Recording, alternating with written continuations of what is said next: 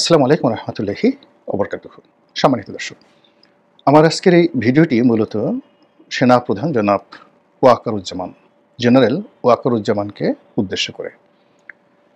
গত সেই July August বিপ্লবের পর থেকে আজ অবধি জনাব ওয়াকারুজ্জামান যা কিছু করেছেন, যা কিছু বলেছেন, আমি কায়মনো বাক্যে তা বিশ্বাস করেছি এবং তার প্রতি আমার অগাধ আস্থা এবং বিশ্বাস এটা এখনও অটুট রয়েছে।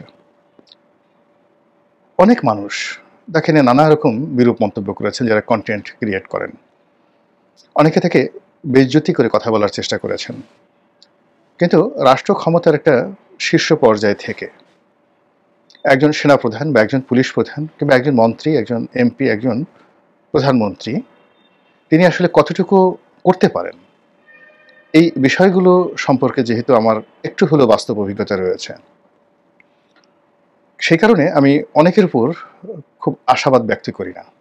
এক, দুই নম্বর হলো যে কাউকে সম্মান জানানোর ক্ষেত্রে বা কাউকে নিয়ে কটূক্তি করার ক্ষেত্রে আমি সতর্কতা অবলম্বন করি, যেন আমার কোনো কথা দ্বারা, কর্ম দ্বারা কোনো মানুষের পথে বাধা এবং বিঘ্ন তৈরি না হয়। তো সেই ক্ষেত্রে জেনারেল ওয়াকারুজ্জামান যেন আমার দ্বারা কোনো অবস্থাতেই তিনি আহত না হন, আমি সবসময় চেষ্টা করেছি সেইভাবে আমার যে সংযম এটা প্রদর্শন করার জন্য। এখানে একটা বিষয় হলো যে আমরা সবাই স্পষ্টভাবে জানি যে এখন তিনটি ক্ষমতার বলয় রয়েছে।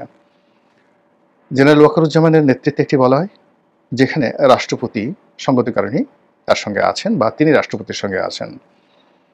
তার সাহায্য ছাড়া রাষ্ট্রপতি 1 মিনিট টিকে থাকতে পারতেন না এবং আগামীতে পারবেন না। এটা হলো বাস্তব অবস্থা।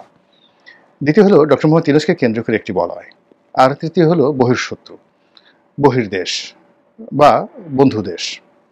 আমাদের যারা শত্রু রয়েছে তারাও যেভাবে আমাদেরকে বিভিন্ন ক্ষমতার অ্যাঙ্গেল থেকে খোঁচাখুচি করার চেষ্টা করছেন, বন্ধুরাও একই অবস্থা। আর আন্তর্জাতিক দুনিয়া, কূটনৈতিক অঙ্গন যেটিকে বলা হয়। তো এত কিছু তাপ এবং চাপের মধ্যে একজন লোকের পক্ষে দায়িত্ব পালন করা, কর্তব্য পালন করা সত্যিকার অর্থে কঠিন একটা বিষয়।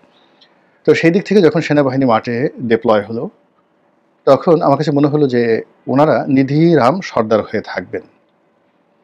এর কারণ হলো আমরা সেই 2018 সনে যখন সেনা ডিপ্লয় হয়েছিল, তখন সেনাবাহিনীর যে অসহায়ত্ব দেখেছি, ক্ষেত্র বিশেষে লোভ দেখেছি, লালসা দেখেছি, এবং জেনারেল আজিজ ওই সময়টিতে শেখ হাসিনার আজ্ঞাবহ একজন জেনারেল হিসেবে একটি বাহিনীকে যতটা নিচে নামানো সম্ভব ততটা নিচে নামিয়েছেন এবং উপজেলা পর্যায়ে